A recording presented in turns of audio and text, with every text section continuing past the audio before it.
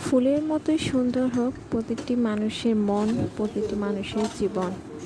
আসলে সকল মানুষই কিন্তু জন্ম থেকে একটা সুন্দর মন নিয়ে আসে, কিন্তু পরিবেশ, নানান ধরনের পারিপার্শ্বিক অবস্থা, নানান কারণে কিন্তু তাদের মন টন সব কিছু বিষিয়ে যায়।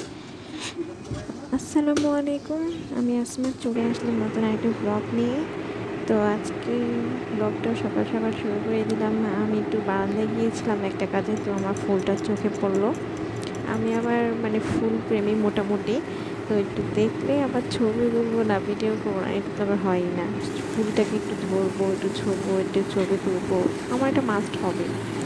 তো এখানে এসে আবার আমি একটু কহি ভাজি করলাম। কে কে আমার মতো এরকম ডিম দিয়ে কহি ভাজি করেন, এটা অনেক অঞ্চলে কইটাও বলে, আপনাদের অঞ্চলে কী বলে আমি ঠিক জানি না।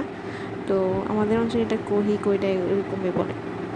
তো এখানে আপনাদের সাথে একটা জিনিস শেয়ার করছিলাম যে এইটা হচ্ছে, অনেকে আমাকেও অনেক জায়গায় জিজ্ঞেস করে যে এটা কি, এটা কি আমসত্ত্ব কিনা। না, এটা আমসত্ত্ব না, এটা হচ্ছে আমি যে আমচুর পাউডারটা বানাই, সে আমচুর পাউডারটাকে আমি প্রথমে এভাবে আমসি যেভাবে আমরা শুকিয়ে নিই, ঠিক সেভাবেই এটাকেও আমি শুকিয়ে নিই। তো শুকিয়ে নেওয়ার পর তারপরে সেটাকে এরকম ছোটো ছোটো টুকরো করে একটু আরও ভালোভাবে এটাকে শুকিয়ে নিই, মচমচা করে নিই। তারপর কি করি, যে ব্লেন্ডিং করে নিই।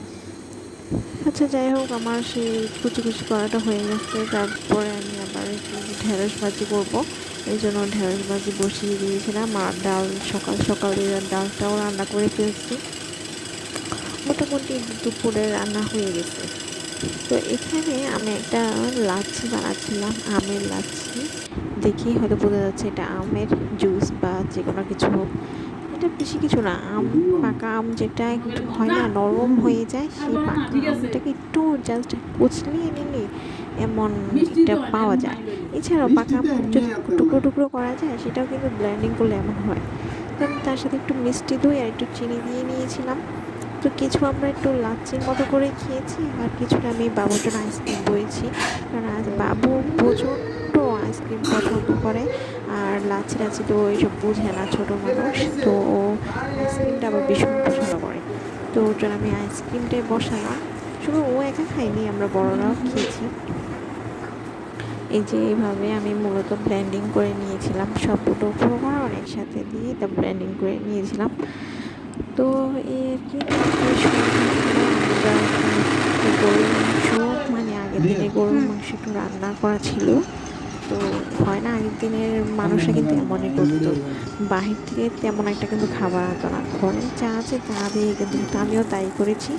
জাস্ট একটু পেঁয়াজ মরিচ দিয়ে ঝালমুড়ি বানিয়ে নিয়েছি।